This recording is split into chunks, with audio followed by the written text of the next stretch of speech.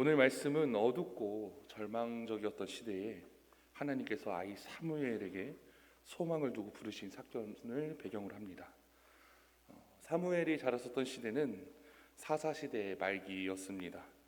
사사기서 21장 25절에 보면 우리 같이 읽어보도록 하겠습니다. 시작. 그때에 이스라엘의 왕이 없으므로 사람이 각기 자기 소견에 오른 대로 행하였더라. 아멘. 이스라엘 백성들이 하나님의 말씀을 따라 살지 않고 각기 모든 소견에 자기 소견에 옳은 대로 살았던 시대였다라고 말합니다.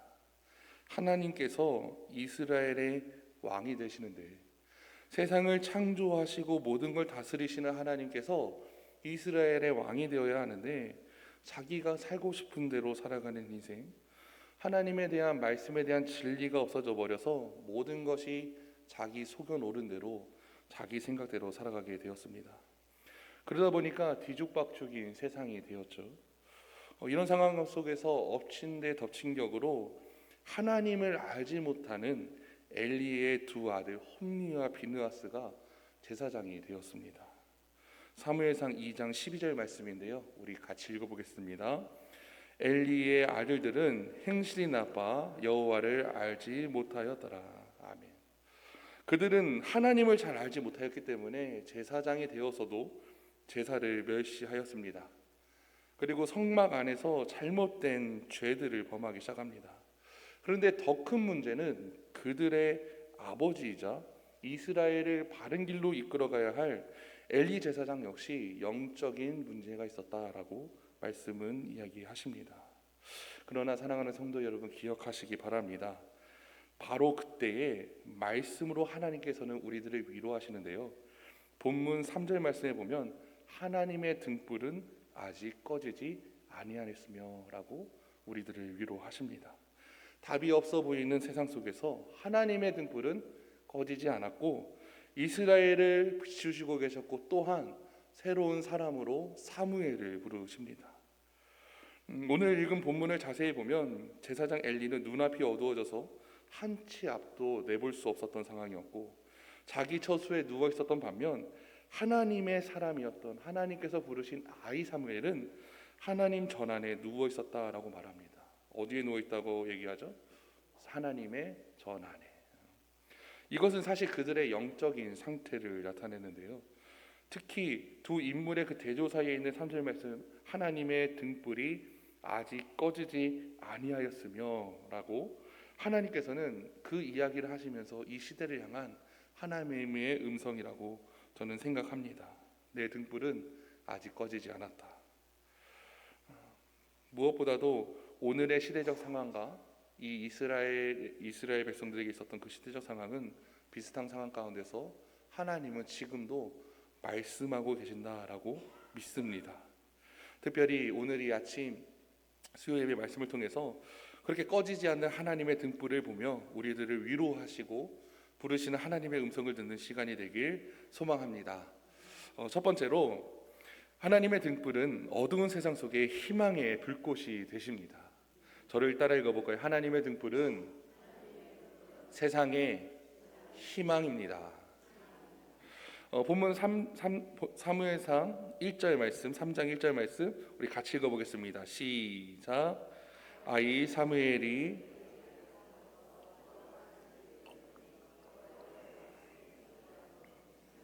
흔히 보이지 않았더라. 아멘. 여기 보면 엘리 제사장 시대에 두 가지의 시대적 특징이 나와요. 하나는 여호와의 말씀이 희귀하였고, 다른 하나는 이상이 보이지 않았다, 비전이 보이지 않았다라는 거예요. 여호와의 말씀이 희귀했다, 이상이 보이지 않았다, 이 두 말은 사실 그 당시 이스라엘 백성들이 감당하고 있는 영적인 위기를 나타내는 말입니다. 우리가 알다시피 이스라엘 백성들은 그동안 이스라엘 자손들은 늘 하나님의 말씀을 듣고 그 말씀을 따라 살았습니다. 하나님께서는 모세를 통해 그들에게 말씀하셨고, 또한 여호수아와 사사를 통해, 그리고 하나님의 뜻을 계속해서 말씀하셨고, 그들이 가야 할 길, 가지 말아야 할 길, 해야 될 일들, 하지 말아야 할 일들을 끊임없이 알려주셨어요. 그런데 하나님의 말씀이 더 이상 나타나지 않았다라는 거예요. 하나님의 말씀이 희귀해지자 제사장 엘리 제사장과 그 두 아들들은 하나님을 알지 못하였고 이스라엘 자손들도 하나님을 알 수 있는 상황이 아니었습니다. 레오날드 레이븐힐이라는 분이 쓴 소돔에는 말씀이었었다라는 책에 보면 레이븐힐은 영적인 아린함에 갇혀서 자신의 죄악을 우습게 여기는 현대인들에게 회개를 촉구합니다. 그러면서 이야기를 하는 게 소돔성이 멸망했었던 이유는 하나님의 말씀의 부재였다. 천사가 와서 룻과 그의 가족들에게 여호와께서 이 성을 멸하시터이니 너희는 일어나 이곳을 떠나라라고 말씀하셨지만 그들은 하나님의 말씀을 가벼운 농담으로 여깁니다. 그래서 소돔성의 타락은 그들이 하나님의 말씀을 가벼운 우스갯소리 혹은 가십거리 정도로 여겼기 때문에 그런 일이 일어났다라고 이야기한다라는 거죠. 이것은 오늘을 살아가는 우리 개인에게도 마찬가지입니다. 하나님의 말씀이 희미해져 가면 우리의 영혼은 메말라가고 말씀으로 하나님을 만나지 못한다면 아무리 열심히 봉사해도 우리의 영혼은 채워지지 않습니다. 그렇기 때문에 우리들은 날마다 말씀을 붙들으며 살아가야 돼요. 특별히 말씀의 자리를 사모하시기 바랍니다. 말씀의 자리를 사모하시고 하나님의 말씀을 위해서 듣기 위해서 노력하시고 또 말씀을 전하시는 분들을 위해서 담임 목사님을 위해서 그리고 목사님들을 위해서 속장님들 교사들을 위해서 기도해 주시기 바랍니다. 또한 이상이 보이지 않았다라고 얘기를 해요. 이상이라는 것은 비전, 꿈 혹은 묵시라고도 할 수 있습니다. 이것들은 하나님께서 이스라엘 백성들에게 보여주시는 걸 이야기를 해요.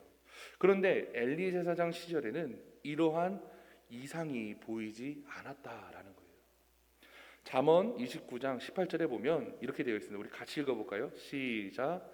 묵시가 없으면 백성이 방자히 행하거니와 율법을 지키는 자는 복이 있느니라. 아멘.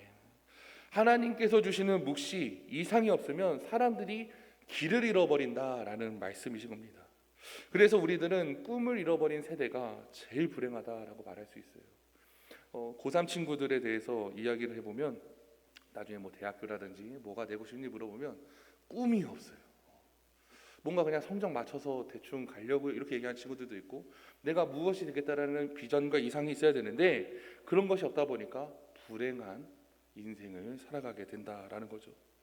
이상이 보이지 않는 것, 하나님의 말씀이 부재하는 것, 이것은 이스라엘에게 있어서 너무나도 큰 영적인 위기였다라는 것을 우리들은 알 수가 있습니다.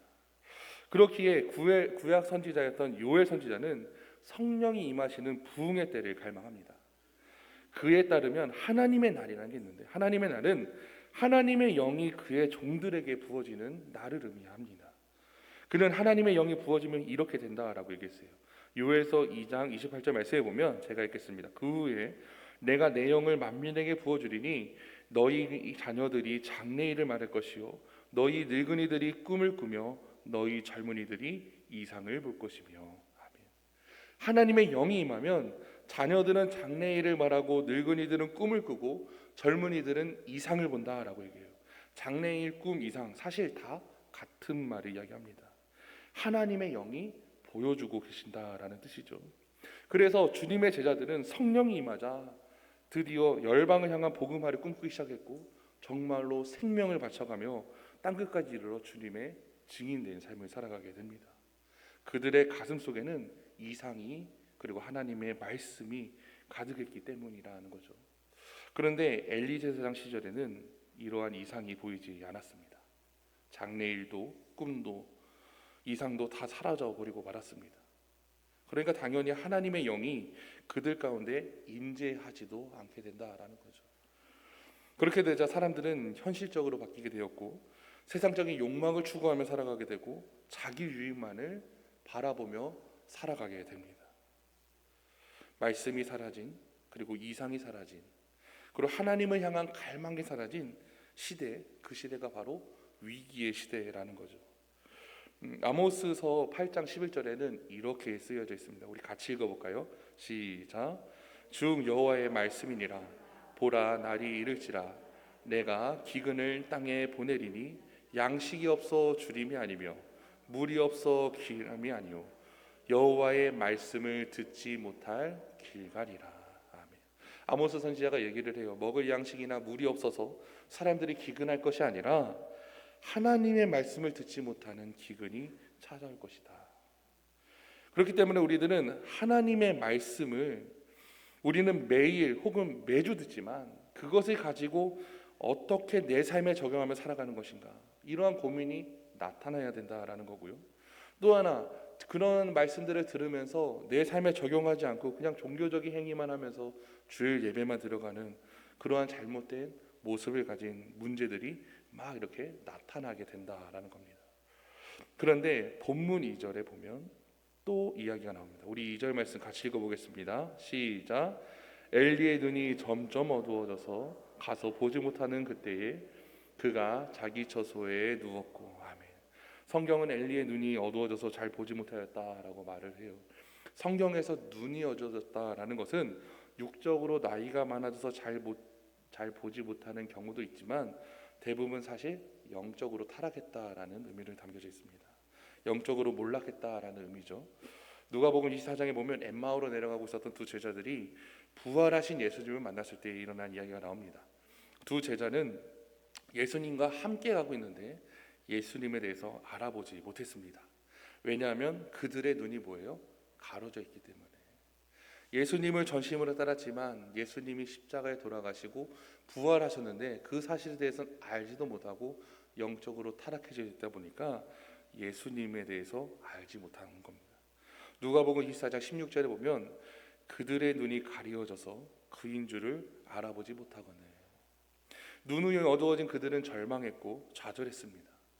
그래서 예수님을 몰랐던 시절로 되돌아가고 있었다라는 거죠.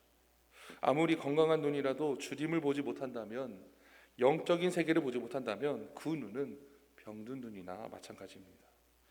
그래서 그 누가 뭐라 해도 우리들은 주님을 바라보며 이겨내야 된다라는 거예요. 그래야 온갖 세상의 유혹과 절망과 아픔과 슬픔을 이길 수 있어요. 말씀해 보면 그들이 언제 눈이 밝아졌냐면 마을에 도착하여서 함께 음식을 잡수실 때 예수님께서 떡을 떼어주시고 그들에게 주사 그 순간 비로소 그들의 눈이 밝아져 예수님인 줄을 밝히 알아보게 됩니다. 누가복음 24장 31절 말씀 같이 읽어볼게요. 시작. 그들의 눈이 밝아져 그인 줄을 알아보더니 예수는 그들에게 보이지 아니하시는지라. 주님이시구나, 주님이 과연 부활하셨구나, 이렇게 마음을 돌이키게 되고 다시 예루살렘으로, 다시 사명의 자리로 돌아가게 된다라는 거예요. 주님을 바라보는 것이 우리의 힘입니다. 1절에서는 본문으로 돌아와 1절에서는 하나님의 말씀이 희귀하여지고 하나님의 이상이 보이지 않는 그런 암울한 상황이었고, 2절에서는 그런 시대적 상황 속에서 이스라엘 백성들을 깨우고 가르쳐야 할 엘리의 눈이 어두워진 상황, 이런 암울한 상황에 대해서 이야기를 합니다. 그런데 3절에서 성경의 반전이 나타납니다. 비록 하나님의 등불은 아직 꺼지지 아니었으나 하나님의 궤가 있는 여호와의 전 안에는 어린 사무엘이 있었다. 여러분들 기억하시기 바랍니다. 아무리 암울한 상황이어도 하나님의 등불은 희망의 불꽃처럼 활활 타오르고 있으십니다. 출애굽기 25장 37절에 보면 하나님께서는 모세에게 성소의 빛이 될 기구들을 만들라고 지시를 하세요. 그 크기와 종류와 그 모든 것들을 세밀하게 말씀해 주시는데요, 30절 말씀에 보면 이렇게 되어 있습니다. 등잔 7을 만들어 그 위에 두어 앞을 비추게 하고, 이렇게 되어 있거든요. 등잔대에서 불을 피우면 맞은편에 뭐가 있냐면 진설병이 두어진 상이 있습니다. 그 상을 비춰주시는데 12지파를 의미하는 진설병을 환하게 비춰주시는 등잔대, 이것은 무슨 의미냐면 어떠한 어려움이 찾을지라도 하나님께서 친히 빛이 되어 주셔서 이스라엘을 비춰주시겠다라는 뜻을 의미한다라는 거죠. 이처럼 하나님은 우리에게 빛이 되어 주셔서 우리가 아무리 힘들고 어려울지라도 우리의 삶을 비춰주시는 분이라는 것을 기억하시기 바랍니다. 하나님은 우리들의 인생을 바라보시고 우리들을 지켜주시고 인도하시는 하나님이십니다. 그래서 그 한 1절 말씀이 희귀하여지고 이상해 보이지 않는 그 아무나 상황이었지만 엘리 제사장이 깨어서 이스라엘 백성들을 깨워야 되지만 이스라엘 백성들을 깨우지 못하고 엘리의 눈이 어두워진 그런 상황이었지만 하나님의 등불은 끊임없이 불타오르고 있었고 비추고 있었다라는 거죠. 그 하나님께서 우리들을 지켜주시고 인도해 주신다는 것에 대해 감사하시기 바랍니다. 두 번째로 하나님의 등불은 결코 꺼지지 않습니다. 우리 저를 따라해 볼까요? 하나님의 등불은 결코 꺼지지 않습니다. 아멘. 너무나도 암울한 상황이었지만 하나님은 사람을 준비하세요. 바로 사무엘을 그 상황 속에서, 그 시대 속에서 부르시고 그를 통해 하나님의 뜻을 이루십니다.